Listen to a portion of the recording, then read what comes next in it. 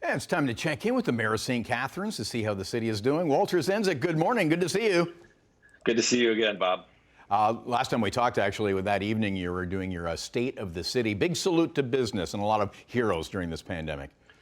Yeah, that was the message. It was a message of thank you, looking back at the past year, but also looking forward to what the next year is going to look like. So wanted to touch on all the amazing work that has been done by both businesses and residents in our community. Wanted to acknowledge all the heroes in our community. And I got to tell you, Bob, everyone who had put their hand up to be a part of really what we've gone through over the past year is a hero in my books. And so I just wanted to shine a light on that and then talk about where the city's going for the next year plus, which I think once we get through this is going to be quite positive. Okay, where is the city going? Well, when you talk about what the next year plus looks like, we got the Canada Summer Games coming in 2022.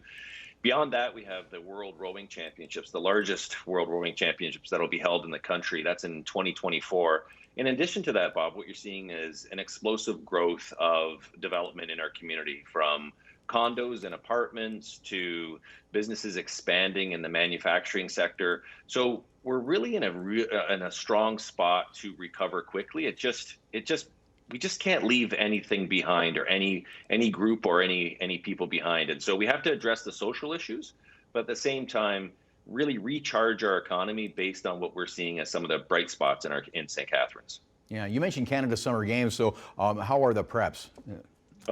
The Canada Games Park at Brock University, that looks amazing. It is. Anyone who has had an opportunity to head up to Brock, you'll see an outstanding building coming out of the ground. And at the Henley Rowing Course is going to be the brand new Henley Center, which is a state-of-the-art rowing center. So we've got these two infrastructure pieces that'll be an important part of the games, but it's really going to be a Niagara game. So 5,000 athletes and coaches coming into the region, in addition to their families. This is going to be a huge economic driver in 2022, but then it sets us up, Bob, moving forward because of these legacy pieces as well.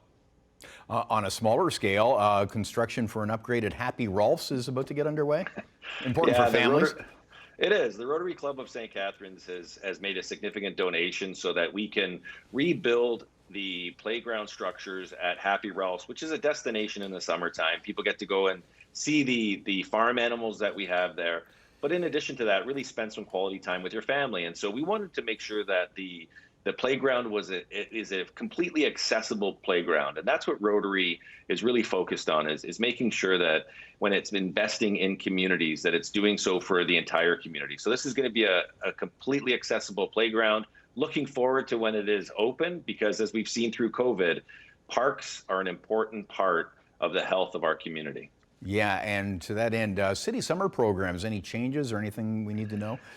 Well, really, Bob, it's highlighting what it means to be active in our community. So we've taken a really big focus on our trail systems, looking at our parks and how we're activating our parks, our splash pads, but also highlighting what we have at the Aquatic Center, highlighting what we have as part of what would be structured learning around leisure and recreations for older adults, for young people, for families.